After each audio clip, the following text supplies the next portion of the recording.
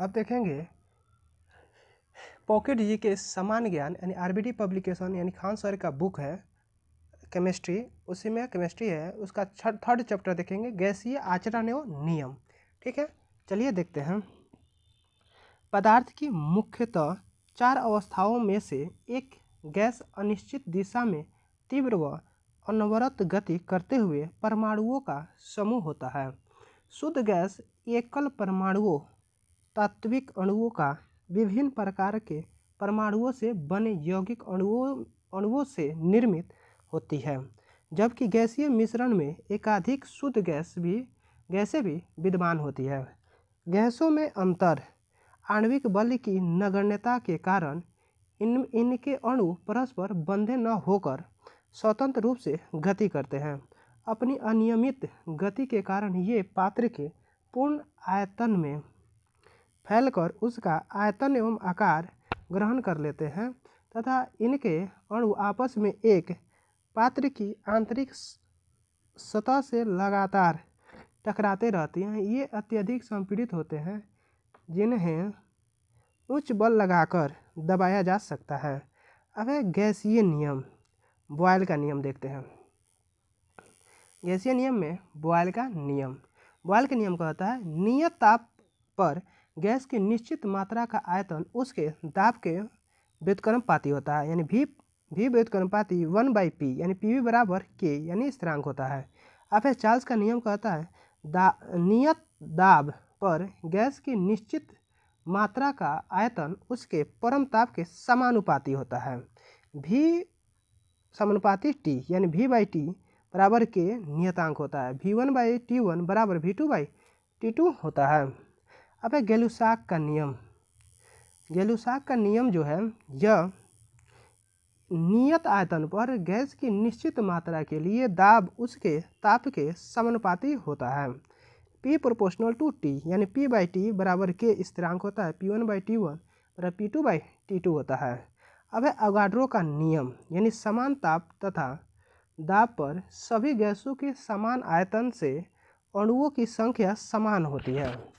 V proportional to N यानी V/N बराबर के स्थिरांक यानी V1/N1 V2/N2 होता है। अब देखते हैं सामान्य ताप व दाब पर विभिन्न गैसों के 1 ग्राम अणु आयतन 22.4 लीटर होता है। वह इसमें अणुओं की संख्या 6.022 × 10⁻23 होती है। अब देखेंगे आगे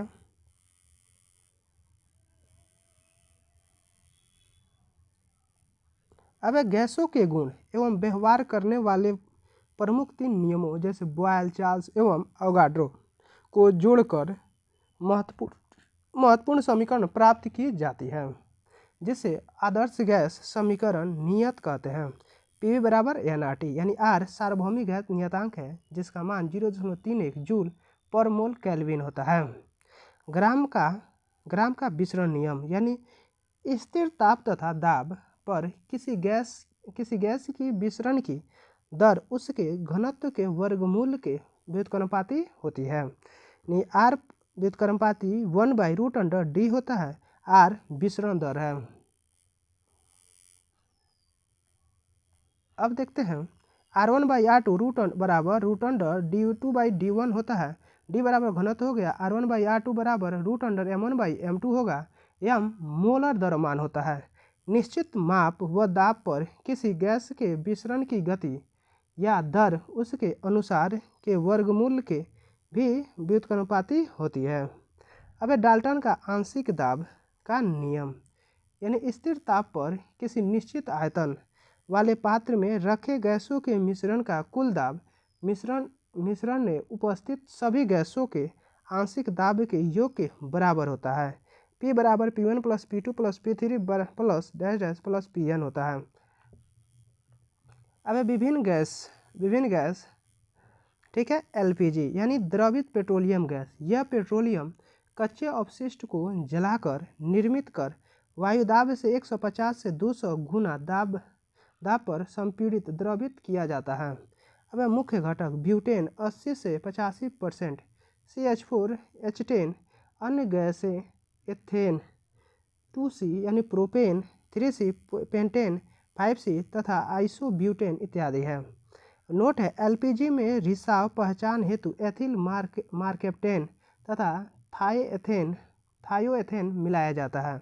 इसी कारण LPG की विशिष्ट गंध होती है। अब आते हैं LPG। LPG रसोई गैस के रूप में उपयोग में आती है, अतः इसे खाना पकाने वाली गैस भी कहते हैं। अब CNG LNG गैस संपीड़ित प्राकृतिक गैस, इसका मुख्य घटक मेथेन CH4 85%, अन्य गैस एथेन एवं अन्य हाइड्रोकार्बन्स, इसके अपेक्षाकृत ऊष्मा अधिक एवं प्रदूषण कम होता है। अब अतः CNG प्राकृतिक गैस की सर्वोत्तम प्रकार का ईंधन कहते हैं। यह गैस प्राकृतिक रूप से निर्मित पेट्रोलियम कुएं से निकलती है।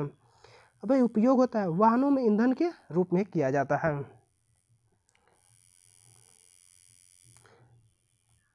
अब देखते हैं मिथाइल आइसोसाइनाइड, यानी यह अत्यंत विषैली गैस जिसमें भोपाल में 3 दिसंबर 1984 को आकस्मिक रिसाव से लगभग 2000 लोगों की मौत हुई। यह गैस कीटनाशी औषधि बनाने वाली कंपनी यूनियन कार्बाइड से स्रावित हुई थी। अब मस्टर्ड गैस, यह विषैली गैस जिसका प्रयोग प्रथम विश्व युद्ध के समय रासायनिक हथियार के रूप में इस्तेमाल किया गया है। अब लेविसाइट, यह अत्यंत विषैली गैस है जिसका प्रयोग द्वितीय विश्व युद्ध 1939 से 45 के समय में हुआ था। अब एथीन गैस, यानी कच्चे फलों को पकाने में पॉलीथीन को निर्माण में किया था एथिलीन गैस। अब एसिटिलीन एथाइन गैस, यानी ऑक्सीजन के साथ जलाकर इसका प्रयोग वेल्डिंग करने में करते हैं, अतः गैस वेल्डिंग में ऑक्सीएसिटिलीन ज्वाला का प्रयोग होता है। अब है अश्रु gas, tear gas, chloroacetophenone acrolein chlorine gas, इसका उपयोग पुलिस द्वारा भीड़ भाड़ में किया जाता है।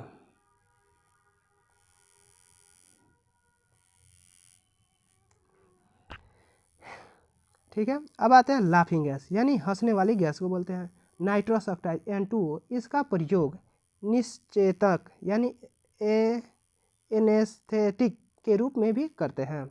ऑपरेशन पूर्व बेहोश करने में भी लाफिंग गैस का प्रयोग किया जाता है।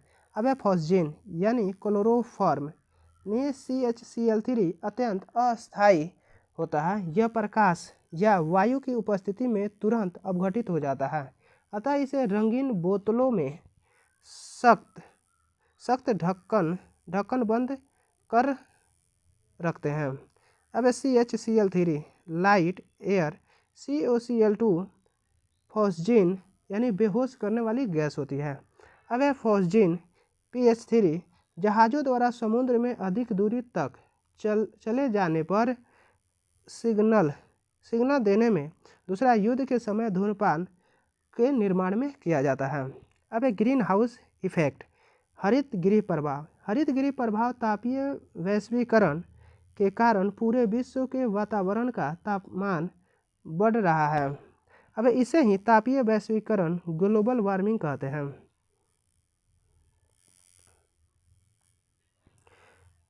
अब इस प्रभाव हेतु उत्तरदायी गैसों को हरित गृह गैसें ग्रीन हाउस गैसें ये सूर्य से आने वाली लघु विकिरणों अधिक आवृत्ति को पार जाने देते हैं, लेकिन पृथ्वी सतह से टकराकर पुनः अंतरिक्ष की ओर प्रस्थान करने वाली पार्थिव विकिरणों को अवशोषित कर लेते हैं, जिससे तापमान में वृद्धि हो रही है। 50 दशकों में इन गैसों की मात्रा में अनियंत्रित रूप से बढ़ोतरी हुई है। चलिए अब आगे देखते हैं।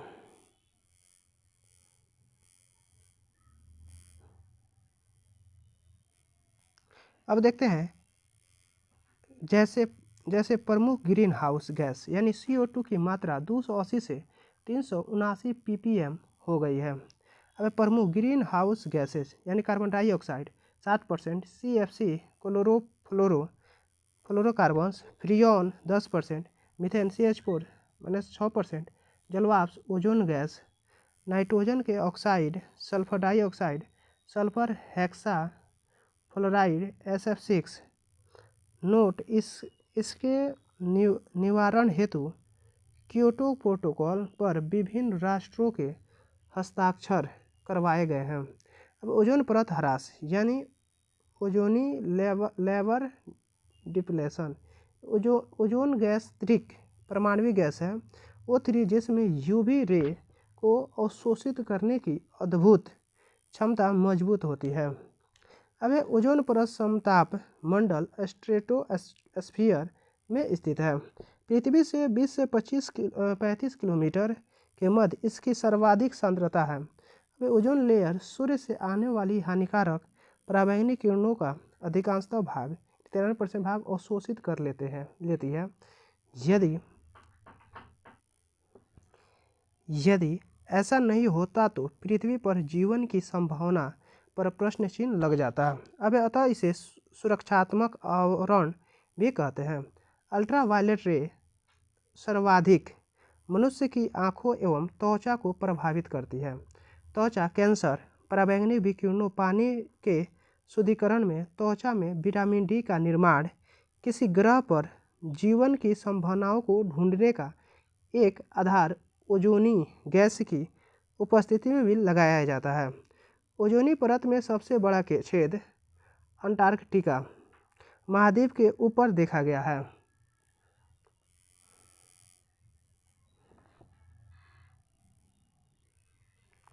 प्रमुख उत्तरदायी गैसों एवं पदार्थों CFC क्लोरोफ्लोरोकार्बन और फ्रियोन गैस प्रमुख मुख्य होते हैं। अब है गोबर बायोगैस। अब जीवों के अवशिष्ट एवं पौधों के मृत अवशेषों पर सूक्ष्म जीवों की क्रियाओं द्वारा निर्मित गैस गोबर गैस कहलाती है। किण्वन क्रिया द्वारा होता है। इसका प्रमुख घटक यानी मीथेन CH4 60%, पहला कार्बन डाइऑक्साइड CO2 सेकेंड और 10% nitrogen hydroxide NH3 ammonia oxygen इत्यादि गोबर गैस बायोगैस का ऊर्जा का नवीकरणीय स्रोत है। अब कोयले की खानों में विस्फोट उत्पन्न करने वाली गैस मीथेन CH4 प्लस वायु होती है। सुरक्षा हेतु सेफ्टी लैंप लगाते हैं। अब मार्स गैस यानी मीथेन दलदल भूमि से निष्कासित गैस है। अब क्लेथरेट में पानी जाने वाली गैस समुद्र की तलहटी में जल के अणुओं के मध्य फंसी गैस मीथेन है। अतः सतह तक यह बूंदों बुलबुलों के रूप में निकलती रहती है। अब अम्लीय वर्षा एसिडिक रेन यानी उद्योगों एवं तेल शोधन कंपनियों से निकलने वाले धुएं से सल्फर डाइऑक्साइड एवं नाइट्रोजन हाइड्रोक्साइड होती है, जो ऊपर जाकर जलवाष्प से क्रिया कर अम्ल का निर्माण करती है।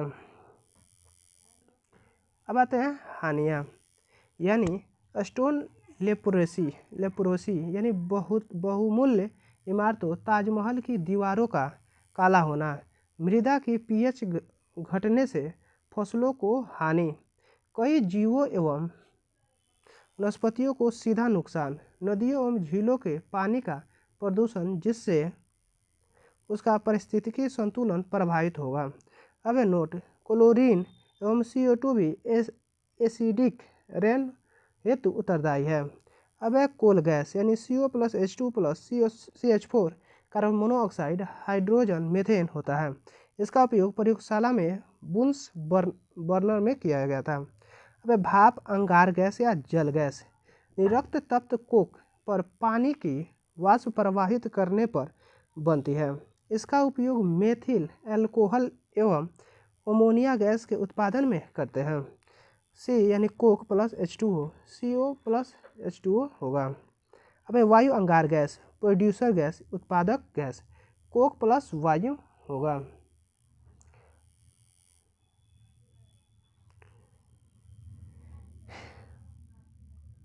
ठीक है। अब है इसका प्रयोग धातु के यानी कार्बन मोनोऑक्साइड CO+N2 या नाइट्रोजन ऑक्साइड करेगा। ठीक है, इसका प्रयोग धातुओं के निष्कर्षण एवं कांच के उत्पादन में करते हैं, क्योंकि यह गैस जलने पर तीव्र ताप उत्पन्न करती है। अब कृत्रिम शोषण यानी ऑक्सीजन प्लस हीलियम का प्रयोग करते हैं। कारण ऑक्सीजन की मात्रा कम करना, निष्क्रिय गैस का होना, हल्की हल्की हल्की अतः ढोने में आसानी होती है। अब उपयोग होता है अंतरिक्ष यात्री द्वारा गोताखोरों द्वारा दमा रोगी अस्पतालों में उपयोग किया था। अब द्रव नाइट्रोजन N2 यानी डांस फ्लोर पर धुएं का निर्माण बैलों के वीर्य को सुरक्षित रखने में, पुनर्जीवित हेतु रखे जीवों को सुरक्षित रखने में होता है। अब द्रव H2 -253 डिग्री सेंटीग्रेड एवं द्रव O2 -183 डिग्री सेंटीग्रेड का प्रयोग रॉकेट, मिसाइलों, बड़े उद्योगों में भारी मशीनों के संचालन में क्रायोजेनिक ईंधन के रूप में किया जाता है। अब ऑक्सीजन वस्तुओं के जलने में सहायक है। प्रत्येक सजीव के पादप प्लस जंतु श्वसन में होते हैं। अब आते हैं कार्बन डाइऑक्साइड के बारे में जानते हैं। कार्बन डाइऑक्साइड यानी आग बुझाने में प्रकाश संश्लेषण हेतु हमें निष्क्रिय गैस यानी आवर्त सारणी में शून्य वर्ग में helium, neon, argon, krypton, xenon और रेडॉन ये सभी तत्व रासायनिक रूप से निष्क्रिय हैं। अब अक्रिय गैसों को खोज करने का श्रेय रेंजो को प्राप्त है। इन गैसों में आर्गन एवं जेनॉन कुछ यौगिक बनाते हैं।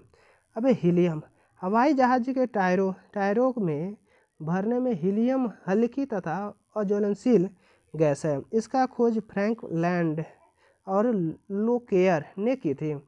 गुब्बारों को भरने में अस्पतालों में कृत्रिम सांस और ऑक्सीजन के साथ हीलियम गैस मिला दिया जाता है।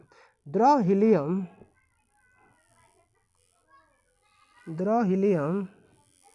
का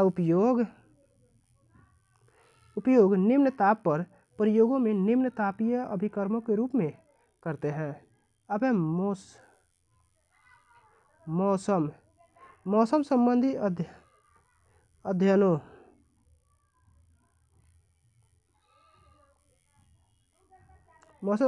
के लिए गोताखोरों द्वारा भी अधिक गहराई में सांस के लिए हीलियम एवं ऑक्सीजन के मिश्रण का उपयोग किया जाता है। नोट है, वायु के साथ विस्फोटक मिश्रण नहीं बनाने के कारण वायु भरे गुब्बारे में हीलियम को हाइड्रोजन की अपेक्षा वरीयता दी जाती है। अब नियॉन के बारे में जानते हैं। नियॉन का उपयोग विसर्जन लैंपों, ट्यूबों तथा प्रतिदीप्त बल्बों में किया जाता है, जिनको विज्ञापन के लिए इस्तेमाल करते हैं। हवाई अड्डों पर विमान चालकों को संकेत देने के लिए भी किया जाता है, क्योंकि इसका प्रकाश कोहरे में भी अधिक चमकता है। अब है आर्गन यानी इसकी खोज रैमजे ने की थी। यह वायुमंडल में सबसे अधिक मात्रा में पाया जाने वाला अक्रिय गैस है। वायुमंडल में लगभग 1% यानी 0.93% आर्गन है।